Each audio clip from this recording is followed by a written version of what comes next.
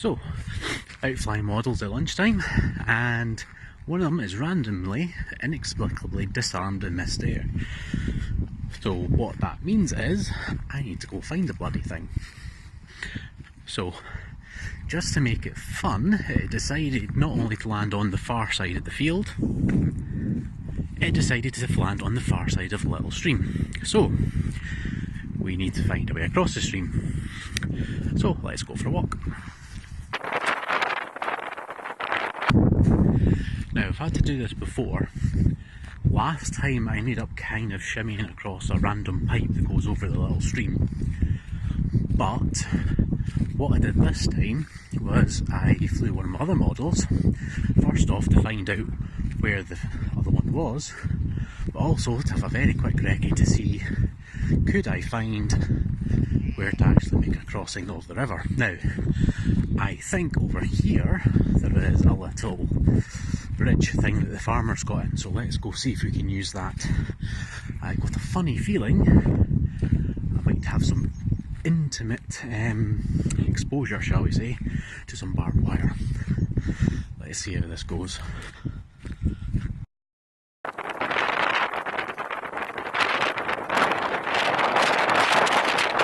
Okay, so this is what I've got to cross. Right, plane is over that way somewhere, so I think last time I crossed just at that little bit there. Now, I don't particularly fancy it, but let's have a look and see how bad it is.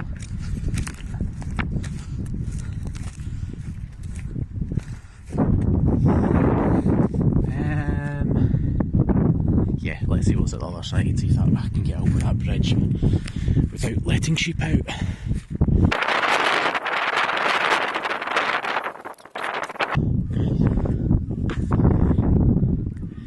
Barbed wire, but more importantly, bridge.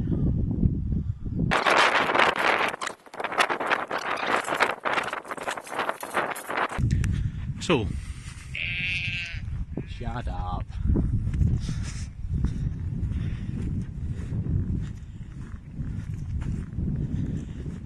Now normally this field and that one that we normally fly out of is absolutely waterlogged. So for a nice change, it doesn't squelch with every footstep. So let's see if we can find this thing. Now what I'm hoping is that when it landed, the canopy hatch that's got the video transmitter on top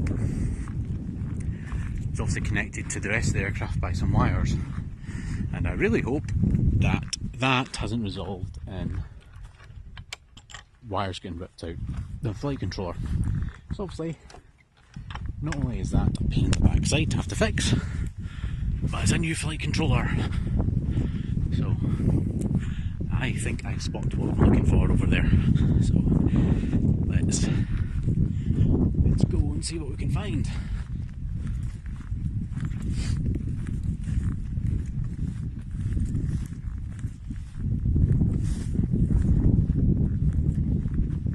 It may have been here that I crossed the last time. Those beams look slightly bigger, more like what I remember.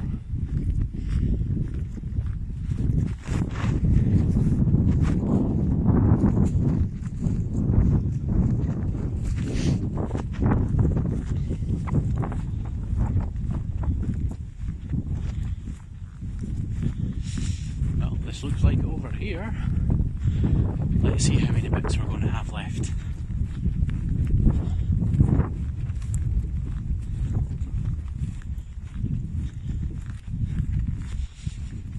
Well, it's not a complete write-off by the looks of it. So, let's have a look at the damage. So, whilst it might look immediately like a complete disaster, the good news is that this model is actually meant to break apart to a certain extent. The wings should just pop back in. There's one. There's another one. Now obviously, I'm going to have to glue that back on, like this, through the joy of magnets, back in place. Now the important thing That orange flashing light means I should have video footage of the crash. Awesome.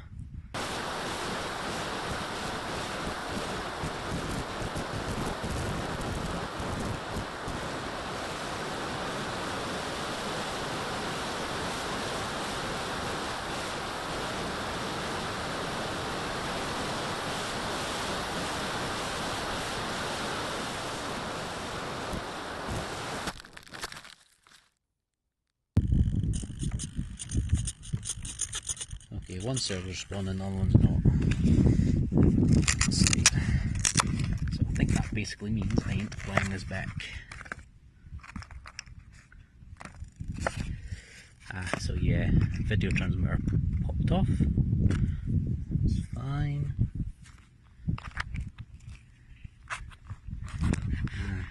Servo's popped off there as well.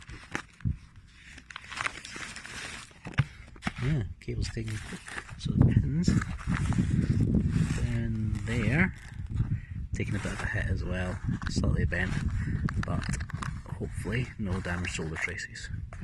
So awesome, all repairable, all good. Let's disconnect the battery. And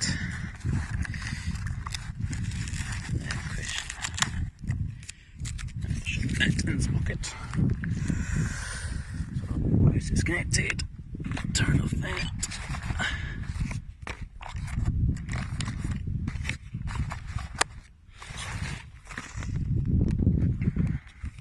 Okay.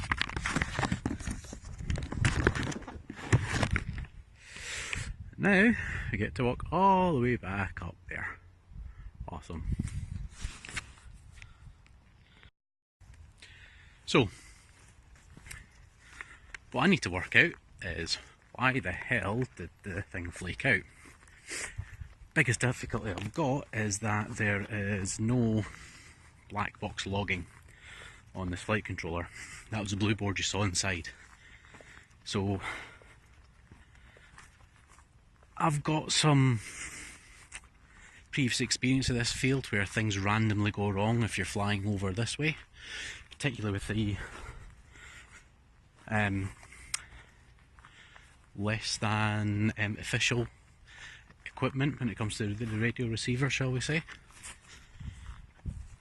But it's still going to be a bit of a mystery. The bigger problem though is how the flight controller handles what we call a fail-safe situation.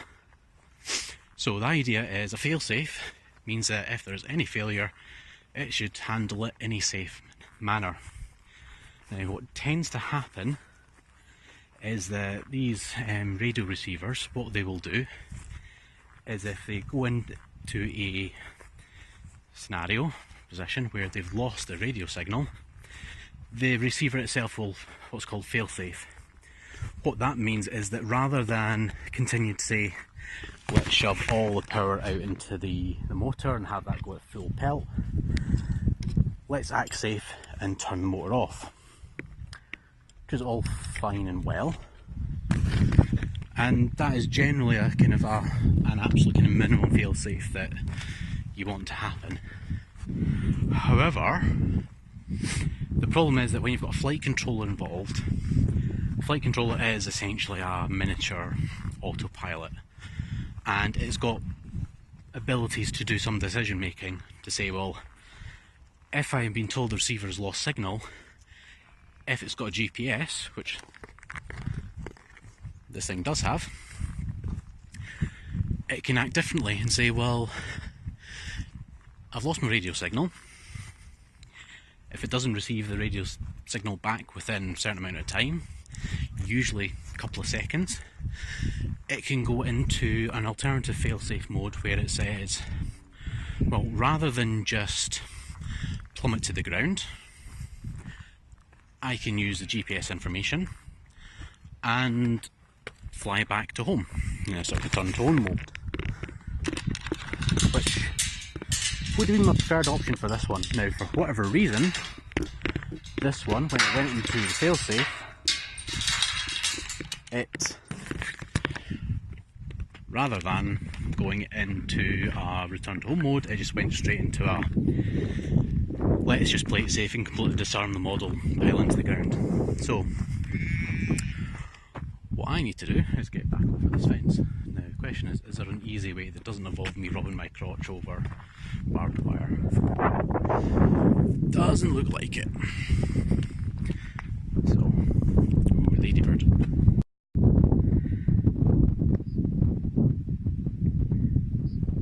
Just ladybirds doing ladybird things.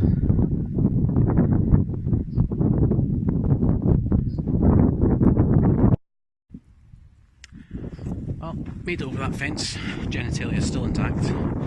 Not needing any more tetanus shots, which would be awesome.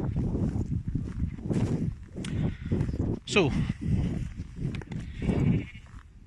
pain in the backside, but not a write-off. So, all I need to do, glue the motor mount back in. That's going to need a little bit of reinforcement because it's quite thin foam, but probably barbecue skewers for the win.